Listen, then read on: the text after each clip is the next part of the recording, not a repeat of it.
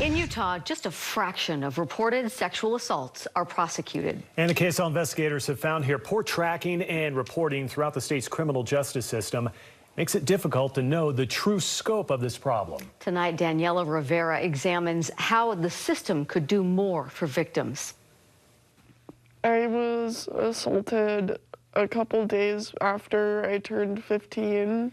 Just a teenager, she waited a year and a half before she told her mother. She said that happened to me. When it happened to me, I didn't know what it was, you know?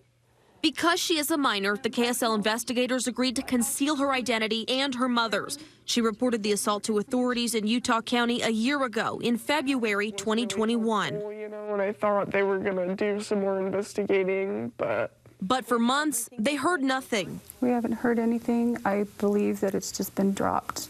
I wish I could say, oh, that's so unusual, but it's not. Dr. Julie Valentine is a certified sexual assault examiner and BYU nursing professor at the forefront of sexual assault research in Utah.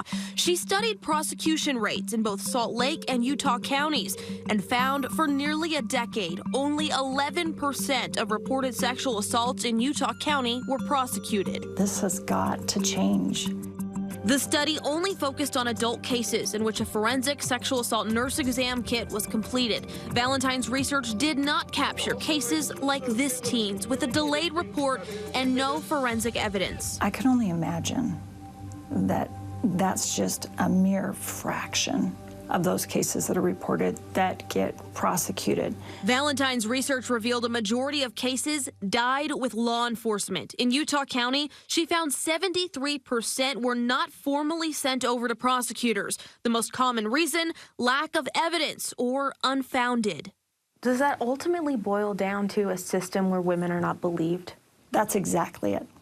Women are not believed. The KSL investigators filed open records requests with the office of the top prosecutor in Utah's 10 most populated counties. We wanted to know how many rape cases law enforcement sent them during the last 5 years, how often they filed charges, and what the outcome was in court. We found some aren't tracking this at all, and among those that are, the data is mismatched and lacking uniformity. Washington, Davis, and Summit counties refused to provide any data. Box Elder and Weber counties couldn't tell us how many cases they received from law enforcement. Iron County only provided data going back to 2019, leaving just Cache, Utah, Salt Lake, and Tooele counties for our team to determine what percentage of cases referred by law enforcement were prosecuted.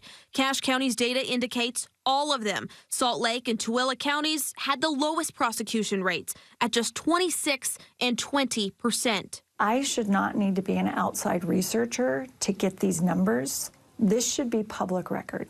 All of this underlines what Valentine sees as a core issue: uniform reporting and tracking of our criminal justice system's response to sexual assault is not required by Utah law. It's never been introduced as legislation in Utah, but might be the great next step. And we can't fix a problem if we don't know exactly where the problem is occurring. Lieutenant Jason Randall supervised the Utah County Sheriff's Office Special Victims Unit for 8 years. But for us, it's not about what we believe. It's about what we can prove. He said the data provided by Valentine's research prompted improvements to their system and how they screen cases with prosecutors. And they're trusting us as they're coming forward, and they're literally putting their whole story in our hands. We have to do better. Randall believes the sheriff's office is now sending more sexual assault cases over to County Attorney David Levitt's office. When we do a better job on our end, more women will report what's happening to them. And Levitt told us his office is now doing more to track sexual assault investigations with law enforcement. And then we can go back to the police agency and say, what about this case? What about that case?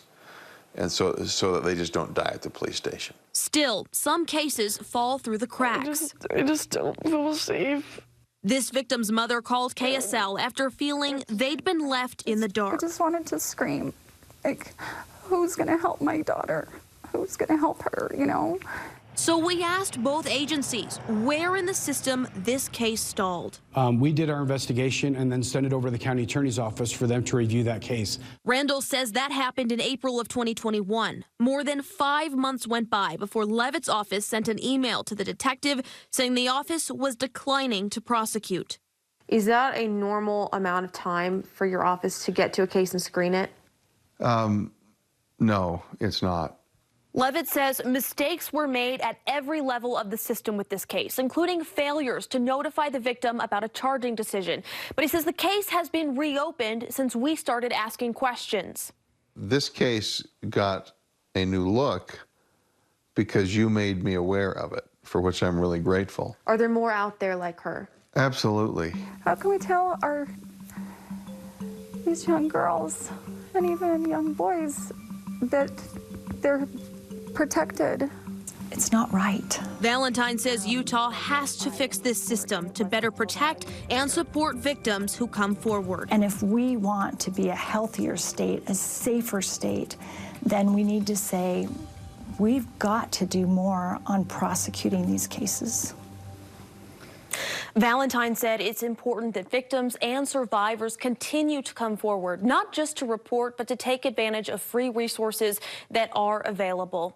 Anyone who has experienced sexual violence can access services by calling Utah's 24-hour sexual violence helpline.